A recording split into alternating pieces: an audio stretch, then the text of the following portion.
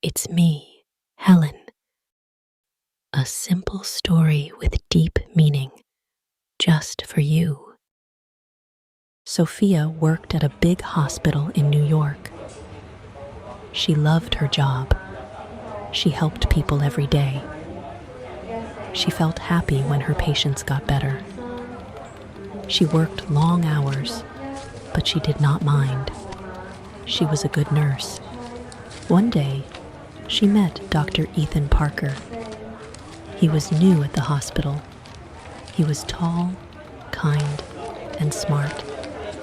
He smiled a lot. Everyone liked him. He was good at his job.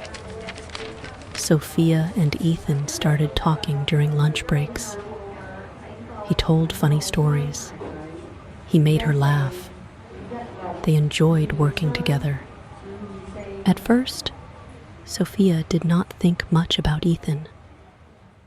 But as time passed, she felt something different. She liked being around him. She looked forward to seeing him every day. He made her feel special. One evening, after a long shift, Ethan said, "Let's get some coffee." Sophia was tired, but she agreed. They went to a small coffee shop near the hospital. They talked about their dreams, their jobs, and their lives. Ethan listened carefully. He asked questions. He seemed to care. Sophia thought about him a lot. She wondered if he felt the same way. But Ethan never said anything about a girlfriend or a wife. He was always with her. He texted her often. He asked about her day. He made her smile. Everything felt right. Sophia believed she was falling for him. She felt happy. She felt safe. She had no idea what was coming next. One morning, Sophia woke up and checked her phone. She saw a message from an unknown number. It said, "Ethan is not who you think he is." She stared at the screen. Her heart felt strange. Who sent this? What did it mean? She did not know. She decided to ignore it. Maybe it was a mistake. A few days later, something happened. Sophia was walking past the break room at the hospital. She heard Ethan talking on the phone. His voice was low. He sounded worried. "I will explain when I get home," he said. "Please don't be upset." Sophia stopped. Her hands felt cold. Who was he talking to? She wondered. That night, she tried to forget about it. Ethan was kind to her. He texted her, "Good night, Sophia. Sleep well." She wanted to believe that everything was fine, but the feeling did not go away. It stayed in her heart. Something was not right. Then, one evening, after work, Sophia and Ethan went for a walk in the park. The sky was soft and pink. The air was cool. They talked about little things. Sophia felt happy. Suddenly, a woman walked up to them. She had dark hair and tired eyes. She looked straight at Sophia. "You need to know the truth," she said. "My name is Amelia. I am Ethan's wife." Sophia's body froze. She could not breathe. The world around her felt quiet. She looked at Ethan. His face changed. She did not need to ask. She already knew. Sophia stood still. She felt cold. Her hands shook. She looked at Ethan. His face was pale. He did not say a word. Amelia took out her phone. "I have proof," she said. She showed Sophia pictures. Ethan and Amelia were together. They looked happy. In one picture, they were at a birthday party. In another, they were on a trip. Sophia felt her heart break. "You never told me," Sophia said, her voice low. "You lied to me." Ethan finally spoke. "Sophia, I can explain," he said. His voice was soft. He looked at her with sad eyes. "Explain?" Amelia said. "You said that last time, and the time before that." Sophia felt dizzy. "Last time?" she asked. Amelia nodded. "You are not the first." Sophia took a deep breath. She turned to Ethan. "You made me believe you cared," she said. "But all this time, you had a wife." Ethan ran a hand through his hair. "It's complicated," he said. "I didn't mean to hurt you." Sophia shook her head. "You did," she said. "You hurt both of us." Ethan looked down. He had no answer. Amelia sighed. "I just wanted you to know the truth," she said. "I will not beg him to stay, but I need to move on." Sophia looked at Amelia.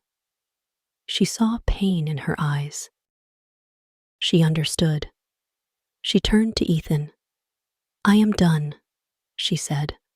"I deserve better." Then she walked away. Sophia did not sleep that night. She lay in bed, staring at the ceiling. Her heart felt heavy. She thought about every moment with Ethan. The smiles, the talks, the late-night messages. It all felt like a lie now. The next day, she went to work. She saw Ethan in the hallway. He looked at her. "Sophia, can we talk?" he asked. She took a deep breath. "There is nothing to say," she replied. She walked past him. But Ethan did not stop. He followed her. "Please, just listen," he said. Sophia turned around. "Why?" she asked. "So you can lie to me again?" Ethan shook his head. "I was scared," he said. "I didn't want to lose you." Sophia felt anger rise inside her. "You never had me," she said. "You had a wife. You had a life. And you lied to both of us." Ethan sighed. "My marriage was broken," he said. "I didn't mean to hurt you." Sophia looked at him. "But you did," she said. "And now you have to live with that." She turned and walked away. This time, Ethan did not follow. That night, Sophia sat alone in her apartment. She felt sad, but she also felt strong. She picked up her phone and called Amelia. "Are you okay?" she asked. Amelia was quiet for a moment. Then she said, "I don't know, but thank you for asking." Sophia nodded. "You are not alone," she said. For the first time in days, she felt at peace. A few days passed. Sophia tried to focus on work, but it was hard. Every corner of the hospital reminded her of Ethan. She hated that she still thought about him. One evening, as she walked home, she felt like someone was watching her. She turned around, but the street was empty. She shook her head. Maybe I'm just tired, she thought. That night, she heard a knock on her door. Her heart jumped. She hesitated, then slowly opened it. A man stood there. He had dark hair and serious eyes. "Are you Sophia?" he asked. She nodded, feeling uneasy. "Who are you?" "I'm Ryan," he said. "Amelia's brother. I need to talk to you." Sophia's hands tightened on the door. "Why?" Ryan sighed. "It's about Ethan," he said. "There's something you should know." Sophia let him in. He sat down and looked at her. "Ethan has done this before," he said. "You are not the first." Sophia felt her stomach drop. "What do you mean?" "He has hurt other women," Ryan said. "He always finds someone new. He lies, and then he leaves." Sophia felt sick. She had already moved on, but hearing this made her realize she had dodged a bigger mistake. Ryan stood up. "I just thought you should know," he said. "Amelia is trying to heal. I hope you do too." Sophia nodded. "Thank you," she said. As she closed the door, she took a deep breath. She felt something different now. Not pain. Relief. Days passed. Sophia felt lighter. She no longer checked her phone, waiting for a message from Ethan. She no longer thought about what could have been. She was free. She focused on her job. She spent more time with her friends. She started going for evening walks. The cold air felt fresh. The city lights looked beautiful. One afternoon, her phone buzzed. It was a message from Ethan. "I miss you, Sophia. I left Amelia." Sophia stared at the screen. She felt nothing. No pain. No anger. Just clarity. She took a deep breath and deleted the message. She did not reply. That evening, she called Amelia. "How are you?" she asked. Amelia sighed. "I am trying," she said. "It's not easy, but I know I will be okay." Sophia smiled. "Me too," she said. They were different, but they had something in common. They had both been lied to. They had both been hurt. But now, they were both healing. A week later, Sophia made a big decision. She applied for a job in another city. A fresh start. A new beginning. On her last day at the hospital, her coworkers hugged her. "We will miss you," they said. She smiled. "I will miss you too." That night, she packed her bags. She felt excited. She was not running away. She was moving forward. As she sat by the window, looking at the city one last time, she whispered to herself, "I deserve better." And she did. Sophia arrived in her new city early in the morning. The air was fresh and the streets were quiet.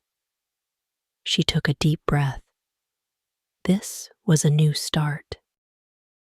She found a small apartment near her new job.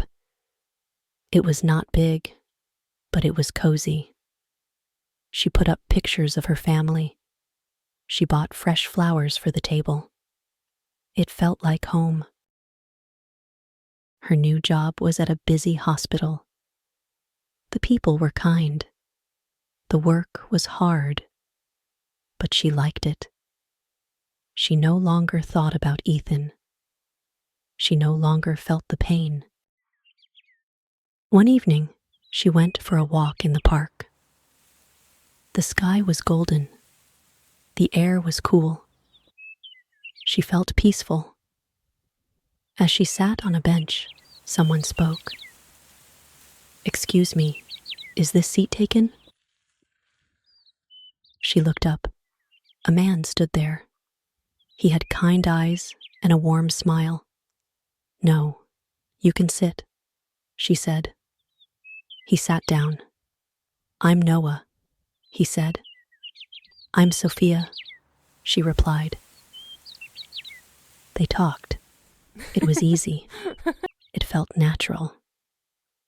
They laughed.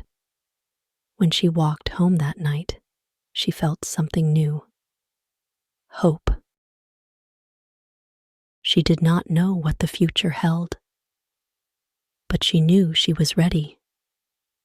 She had learned so much about love, about trust, about herself.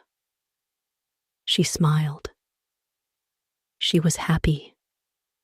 She was free.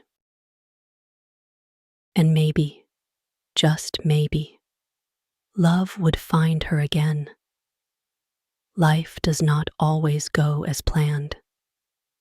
Sometimes we trust the wrong people. Sometimes we get hurt. But pain is not the end. It is a lesson. Sophia's story teaches us that self-worth matters. She believed in love, but she also knew when to walk away. She did not stay in a place that made her feel small. She did not beg for love. Instead, she chose herself. This story also shows the power of letting go. Sophia could have stayed angry. She could have tried to change Ethan. But she knew the truth. People do not change unless they want to. She let go of the past so she could find peace. Healing takes time, but it is possible.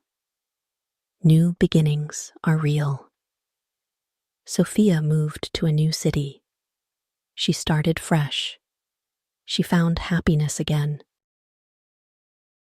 We all face heartbreak, loss, and disappointment. But like Sophia, we must learn to move forward. We must believe that better things are coming. Love is not about waiting for someone to choose you. Love is about choosing yourself first. When you do, the right person will find you, just like Sophia found hope again. If you liked the story, comment number 7. If you think the story could be better, comment number 8. We are always here, working hard to bring you the best stories. Thank you for watching, our dear friends. Your support means everything to us. See you in the next story.